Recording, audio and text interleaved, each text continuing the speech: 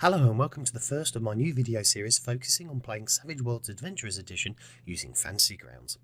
This video is being made with the pre-release version of the new Savage Worlds Adventure Edition rule set, and minor changes may occur when this version is finally released. As you may know, the Savage Worlds system recently had a successful Kickstarter for a new edition of Savage Worlds role-playing game. This concluded on December 2018. Since then, the Savage rules have been released in PDF form to the Kickstarter backers, and tweaks based on suggestions and playtesting have been made to the PDF. At the time of this video being made, the PDF is up to version 4.1. With the release of the current Savage Worlds Adventurers Edition rule set for Fantasy Grounds, there will be changes for the current owners of the Savage Worlds Deluxe rule set.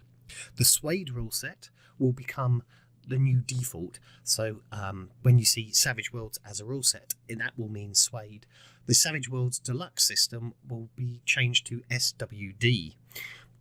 This means existing customers will get the SWADE rule set for free, but only the rule set. Purchasing the new SWADE product, when released, would provide the following content: the Savage Worlds rule set, the Savage Worlds GM Adventurers Edition module, and the Savage Worlds Adventurers Edition Player's Guide. If you do not wish to purchase the new SWADE rule set, you will be able to carry on running SWADE games with Fantasy Grounds, but you will not have access to the SWADE rulebook as a module inside Fantasy Grounds.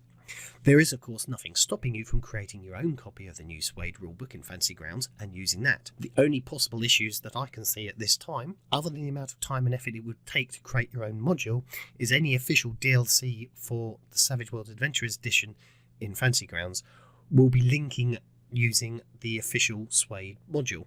So some links may not work as expected because of the file naming conventions that you will use. So once you've got the Savage Worlds Adventurers Edition rule set, you will have two options. There's the old Savage Worlds rule set has been renamed to SWD for Savage Worlds Deluxe, and you can tell that's the case because it has the Smiling Jack. And Savage Worlds now points to Savage Worlds Adventurers Edition, which you can tell because it's got the new logo. So to create a campaign, you would just type a campaign in, pick which rule set, pick which extensions, and click Start. What I'm going to do, however, is I'm going to load up an SWD rule set and click Start.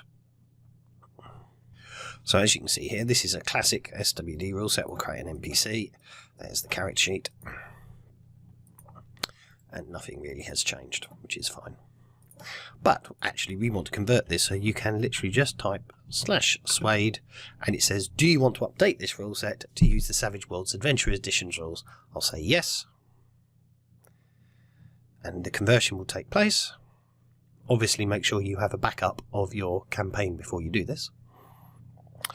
And you can see now it's loaded in again. So when we go back into characters and create a new character and open it up, the new character sheet's opened up with all the default 5 core skills loaded as part of it.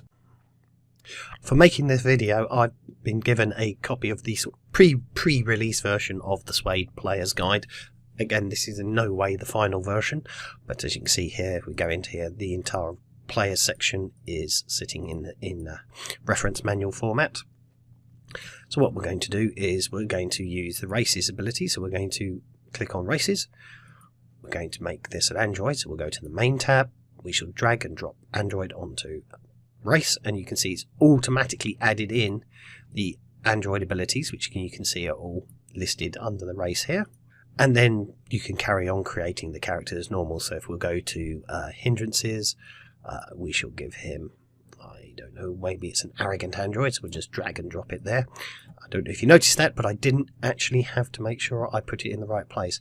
Androids are heavy, they can't swim, so we'll just drop that. As I say, the hindrance was automatically placed under hindrances, even though I dropped it on edges.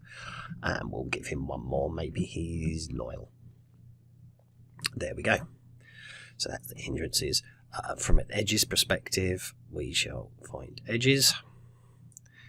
And there's all the edges listed.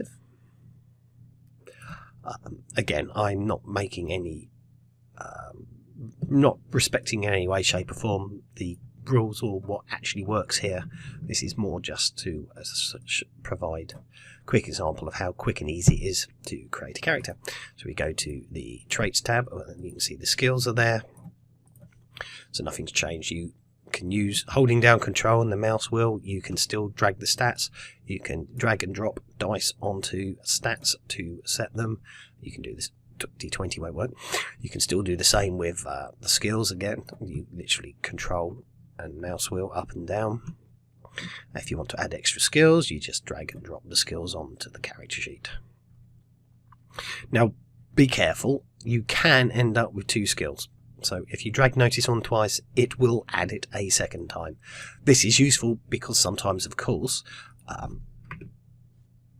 maybe someone's got hard of hearing, so you just want to say sound.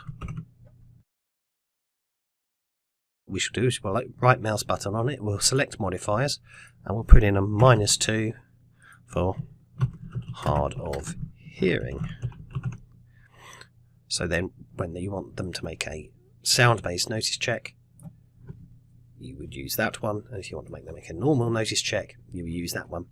And that works very well. But of course, another way to do it, of course, is you would literally just create a modifier that you can just apply every time. That has the added advantage that when you click the plus here, this extra notice skill will count as skill points here. So it can sometimes skew the validation when you're creating the character. You may have noticed that this dice here is blue and this dice here is brown. What this actually is showing is that when I made this notice check, the wild die rolled higher than the trait die. So it is showing just the wild die, but highlighting it in blue is making it quite clear that the wild die beat the trait die. If you get a critical failure, that might take me a little bit to get, it will show the dice in red.